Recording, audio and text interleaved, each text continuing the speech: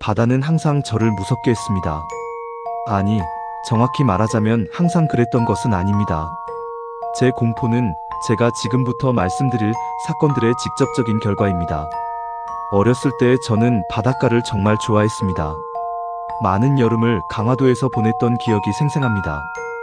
주말이 다가올 때면 가족과 함께 해변 별장에서 시간을 보낼 생각에 설레곤 했죠.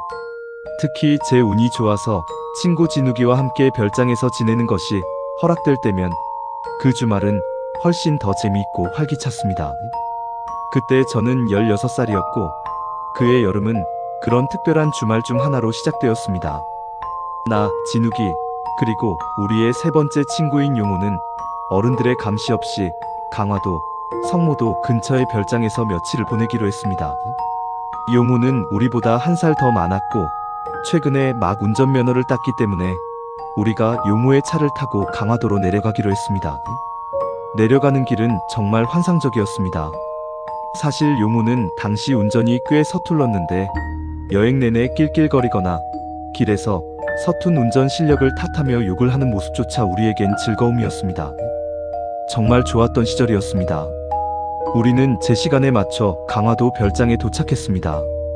차에서 짐을 모두 꺼내 우리가 머물 방들로 옮겼습니다. 이 집의 구조는 앞으로 일어날 이야기에서 매우 중요하기에 간단히 설명해 드리겠습니다. 정문이 있고 그 옆으로는 차고 문이 연결되어 있습니다. 뒷마당은 거실로 이어지는 큰 미닫이 문과 맞닿아 있고 2층에는 위층 침실들을 연결해주는 넓은 데크가 있습니다. 또한 야외 나선형 계단이 있어 집 안을 통하지 않고도 마당에서 곧바로 2층으로 올라가거나 밖으로 나갈 수 있는 구조였습니다. 이 별장은 좁은 수로수로형 석호를 따라 자리 잡고 있었습니다. 즉, 뒷마당의 끝은 바로 물가였고 그 수로 맞은편에는 다른 집들이 늘어서 있었습니다. 우리는 한창 혈기왕성한 나이였고 여자애들을 만나는 것이 인생의 최우선 순위였습니다. 어른들 없는 우리만의 별장은 그런 면에서 완벽한 기회였습니다. 우리는 근처 해변에 어떤 여자애들이 놀러 왔는지 알아보며 몇 시간을 보냈습니다. 메시지 앱을 통해 한참을 대화한 끝에 마침내 3명의 귀여운 여학생인 로지, 지수, 소피를 우리 별장으로 초대하는 데 성공했습니다. 주말 동안 즐길 거리는 충분했고 부모님이 떠나기 전에 챙겨둔 술병 몇 개도 몰래 확보해 두었습니다. 모든 상황이 완벽하게 돌아가고 있었습니다. 상황은 아주 순조로웠습니다. 세 소녀는 재미있고 장난기 가득했으며 우리 셋은 이 밤이 아마 아주 즐겁게 끝날 것이라고 확신하고 있었습니다. 어느 순간 우리 6명은 별장 뒷마당에 있는 작은 수영장에서 시간을 보내기로 했습니다. 수영장은 작았지만 술 기운이 오른 고등학생 6명에게는 더할 나위 없이 좋았습니다. 저는 그 광경을 지금도 생생히 기억합니다. 부드러운 바닷바람이 제 머리카락을 스치고 지나갔고 따뜻한 물에서 증기가 천천히 올라와 담배 연기와 섞이던 그 장면을요. 우리 나이대에서 그것은 진정한 행복이었습니다. 하지만 그때 갑자기 진욱이가 음악 소리를 완전히 줄였습니다. 그리고 어둠이 깔린 수로 건너편을 뚫어지게 바라보기 시작했습니다. 저는 혼란스러워져서 몸을 돌려 어둠 속을 함께 들여다보았습니다. 수로 건너편에 있는 집들의 형체는 대략 알아볼 수 있었지만 저는 진욱이가 대체 무엇을 보고 있는지 확신할 수 없었습니다. 여자애 중 한 명이 진욱이에게 왜 갑자기 음악을 껐냐고 물었고 진욱이는 아주 낮은 목소리로 속삭였습니다. 누군가 우리 집 맞은편 부두에 서 있는 걸 봤어. 저는 그가 우리를 놀리려고 장난을 치는 줄 알고 웃기 시작했습니다. 누가 신경 써, 임마. 여기 사람 사는 동네잖아. 당연히 사람이 있을 수도 있지. 하지만 진욱이는 심각한 표정으로 고개를 저었습니다. 아니야, 저 집 가족들을 내가 잘 알아. 우리 부모님이 말씀하시길 저 집 사람들 지금 일주일 동안 해외여행 가서 집이 비어 있어야 한단 말이야. 솔직히 말해서 저는 그때까지만 해도 그게 뭐 그리 대수인가 싶었고 그냥 장난일 거라 생각하며 계속 웃어넘겼습니다. 하지만 여자애들은 당황하기 시작했고 불안하다며 다시 집 안으로 들어가고 싶어 했습니다. 괜히 고집을 피우고 싶지 않았기에 우리 6명은 수영장에서 나오기 시작했습니다. 우리가 마당에서 몸을 말리고 있을 때 용우가 갑자기 깜짝 놀라며 욕설을 내뱉고는 수로 쪽을 가리켰습니다. 우리 모두 고개를 돌렸습니다. 빛이 부족해 어두웠지만 수로 반대편 부두에서 확실히 무언가 움직이는 것이 보였습니다. 우리 6명은 그 자리에 얼어붙었고 우리가 보고 있는 것의 정체를 파악하기 위해 눈을 가늘게 떴습니다. 바로 그 순간 근처 도로를 지나가던 차 한 대의 전조등이 우리 맞은편 부두를 잠시 밝게 비추었습니다. 그리고 그 광경은 정말이지 끔찍했습니다. 키가 큰 실루엣 4명이 부두 가장자리에 나란히 서서 우리 쪽을 정면으로 마주 보고 있었습니다. 그들이 어떤 옷을 입었는지 얼굴이 어떻게 생겼는지는 전혀 알 수 없었지만 그들이 우리 방향을 뚫어지게 향하고 있다는 것만은 의심의 여지가 없었습니다. 지금 당장 안으로 들어가. 진욱이가 떨리는 목소리로 말하며 우리를 미닫이문 쪽으로 밀어넣었습니다. 우리가 서둘러 거실 안으로 발을 들이는 순간 제 인생에서 가장 소름 끼치는 소리를 듣게 되었습니다. 뒤쪽 수로에서 4번의 연속적인 물보라 소리가 울려 퍼졌습니다.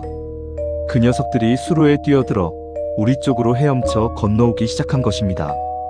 우리는 완전히 공황 상태에 빠졌습니다. 여자애들은 비명을 질렀고 용우는 미닫이 문을 거칠게 닫고 잠금 장치를 걸었습니다. 진욱이는 재빨리 현관문과 다른 문들도 잠겨 있는지 확인했습니다. 우리 6명은 밖에서 보이지 않는 방으로 달려가 숨을 죽였습니다. 우리는 집 안에서 정적 속에 다음 상황이 어떻게 전개될지 공포에 떨며 기다렸습니다. 몇 분이 지났지만 밖에서는 아무런 소리도 들리지 않았습니다. 그런데 갑자기 용우가 나지막이 욕을 내뱉더니 자기가 2층 데크로 이어지는 미닫이 문을 잠그는 것을 깜짝 잊었다는 사실을 고백했습니다. 진욱이는 패닉에 빠졌습니다. 이 집은 곧 침입당할 위기에 처한 것입니다. 바로 그 순간 우리 머리 위 2층에서 부드럽고 조용한 발소리가 들려왔습니다. 그것이 우리의 마지막 한계였습니다. 우리 중 누구도 무기를 가지고 있지 않았고 모두가 술에 취해 있었기 때문에 도망치는 것만이 유일한 선택지였습니다. 우리 6명은 현관문을 향해 전력 질주했고 용우가 차 시동을 걸었습니다. 그 혼란스러운 공포가 용우에게는 너무나 감당하기 힘들었는지 주차장을 빠져나오던 중 차로 진욱이네 별장 우편함을 들이받아 완전히 박살내고 말았습니다. 충분히 멀리 도망친 뒤에야 우리는 경찰에 신고했습니다. 그 시련은 정말 악몽 같았습니다. 경찰이 도착한 후 우리는 다시 별장으로 돌아갔습니다. 하지만 상황은 처참했습니다. 위층에 있던 모든 귀중품과 현금 등이 사라진 상태였습니다. 하지만 가장 최악이었던 점은 따로 있었습니다. 진욱이네 가족의 보트가 도난당한 것입니다. 범인들은 아마 보트를 타고 수로를 통해 유유히 도망갔을 가능성이 컸습니다. 진욱이의 아버지는 평소 보트 운전대 아래 작은 해치 안에 여분의 열쇠 한 세트를 숨겨두셨는데 경찰은 범인들이 그 위치를 정확히 알고 있었기 때문에 그렇게 빨리 도망칠 수 있었다고 결론지었습니다. 그들이 어떻게 열쇠가 거기 숨겨져 있다는 사실을 알았는지는 여전히 저에게 의문으로 남아 있습니다. 경찰은 끝내 그 범인들을 잡지 못했고 아마 영원히 잡지 못할 것입니다. 진욱이와 용우, 그리고 제 생각에는 아마도 진욱이네 가족을 잘 아는 누군가가 범인일 것이라고 추측합니다. 그들은 열쇠가 어디 있는지 알고 있었고 주말에 집이 비어 있어야 한다는 사실도 알고 있었을 테니까요. 이 섬뜩한 사건이 일어난 지 꽤 오랜 시간이 흘렀지만 저는 지금도 매일 밤 우리 집의 모든 문과 창문을 잠갔는지 확인하곤 합니다. 여러분도 자신을 위해서라도 밤에는 꼭 문을 잠그세요. 수년 후에, 네, 제가 이 이야기를 다시 꺼내게 될 줄은 정말 몰랐습니다. 그런데 사실 이 사건과 관련된 새로운 소식을 듣게 되었습니다. 이것은 제 직접적인 경험은 아니지만 최대한 들은 대로 전해드리겠습니다. 본격적으로 시작하기 전에 예전 이야기를 요약하자면 16살 때 진욱이네 강화도 별장에서 놀다가 괴한들이 수로를 헤엄쳐와 집을 털고 보트를 훔쳐 달아난 사건이 있었습니다. 당국은 끝내 보트를 찾지 못했고 범인도 잡지 못했죠. 그 사건 이후 진욱이와 저는 각자 다른 대학에 진학하고 다른 도시로 이사하면서 연락이 자연스럽게 끊겼습니다. 그런데 최근 고등학교 동창회가 열렸고 우리 둘 다 우연히 참석하게 되었습니다. 저는 원래 갈 생각이 없었지만 여자친구가 친구들의 근황을 보는 것도 재미있을 거라며 저를 설득했습니다. 혼자 가는 게 조금 꺼려졌지만 행사장에 들어서자마자 진욱이가 이미 거기서 용우와 다른 친구들과 이야기하고 있는 것을 보고 기분 좋게 놀랐습니다. 몇 년 동안 말 한마디 섞지 않았던 사람들을 다시 만나는 것은 정말 초현실적이면서도 멋진 순간이었습니다. 다들 그대로인 것 같으면서도 완전히 변해 있었죠. 밤이 깊어지자 사람들은 소그룹으로 나뉘기 시작했습니다. 진욱이는 용우와 저를 따로 불러서 행사 끝나고 근처 바에서 술이나 한 잔 더 하자고 제안했습니다. 용우는 다음날 아침 일찍 비행기를 타야 한다며 아쉽게도 거절했지만 저는 함께 했습니다. 결국 우리는 작고 허름한 바에 앉아 맥주를 마시며 옛 추억을 나누었습니다. 그러다 자연스럽게 그날 밤 강화도 별장 사건에 대한 대화가 시작되었습니다. 그 순간 진욱이가 탁자를 탁 치더니 최근에 알게 된 놀라운 사실을 털어놓았습니다. 이야기를 정확하게 전달하기 위해 제가 메모앱에 적어둔 내용을 바탕으로 말씀드리겠습니다. 진욱이의 남동생 기훈이는 이제 19살이 되었는데 예전에 우리보다 훨씬 더 큰 사고뭉치로 자랐습니다. 대략 1년 전쯤 기훈이와 그의 친구 2명은 부모님 허락도 없이 가족의 새 보트를 몰고 나갔습니다. 도둑 맞았던 보트 대신 받은 보험금으로 새로 산 보트였죠. 그들은 오후 늦게 출발해 밤바다에서 맥주를 마시며 즐길 생각이었는데 이는 미성년자로서 명백히 불법이고 매우 위험한 일이었습니다. 그런데 상황은 더 이상한 방향으로 흘러갔습니다. 기훈이는 모험심이 발동해 강화도 근처의 교동도 인근 외딴 섬에 정박하기로 했습니다. 그곳은 야생동물 보호구역이라 밤에는 절대 출입해서는 안 되는 구역이었습니다. 그들의 계획은 배를 최대한 해안가에 가깝게 정박시킨 뒤 수영해서 해변으로 가 별을 구경하며 시간을 보내는 것이었습니다. 그들은 계획대로 해안으로 헤엄쳐 올라가 자리를 잡고 앉아 해가 지기를 기다리며 이야기를 나누고 있었습니다. 그러던 중 기훈이의 친구 중 한 명이 해안가 멀리 정박해 있는 또 다른 배 한 척을 발견했습니다. 기훈이가 그 배를 유심히 살펴보더니 그것이 몇 년 전 자기 집 별장에서 도둑 맞았던 그 옛날 보트와 똑같이 생겼다는 사실을 깨달았습니다. 밖이 너무 어두워서 확신하기는 힘들었지만 기훈이는 왠지 모를 강한 확신을 느꼈습니다. 그는 친구들을 설득해 더 자세히 확인해보자며 그 배가 있는 곳까지 다시 헤엄쳐 갔습니다. 그리고 배 가까이에 도착했을 때 기훈이는 그것이 100% 자기 가족의 옛 보트라는 것을 확신할 수 있었습니다. 기훈이는 당장 사진을 찍어 부모님께 보여드리고 싶었지만 수영에서 오느라 휴대폰을 챙겨오지 못했습니다. 친구 중 한 명은 당장 경찰에 신고하자고 제안했습니다.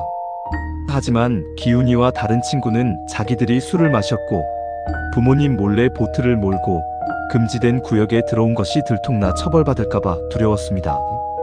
그래서 그들은 일단 자기들 보트로 돌아가서 휴대폰을 챙겨와 사진을 찍고 집에 가서 어떻게 할지 결정하기로 했습니다. 그런데 그들이 다시 해안가로 헤엄쳐 나와 걷고 있을 때 기훈이의 친구가 어둠 속 해변 저편에서 무언가 변한 광경을 목격했습니다. 어떤 한 남자가 그들 쪽으로 다가오고 있었던 것입니다. 기훈의 말에 따르면 그 남자는 그들을 발견하자마자 엄청난 속도로 달려들었습니다. 가장 공포스러웠던 점은 그 남자가 손에 삽을 들고 있었다는 사실입니다.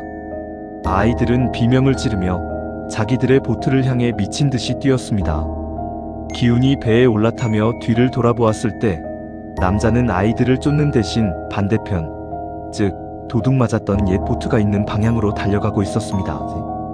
기훈이는 돌아오는 그 길을 인생에서 겪은 가장 끔찍하고 긴장되는 순간이었다고 묘사했습니다.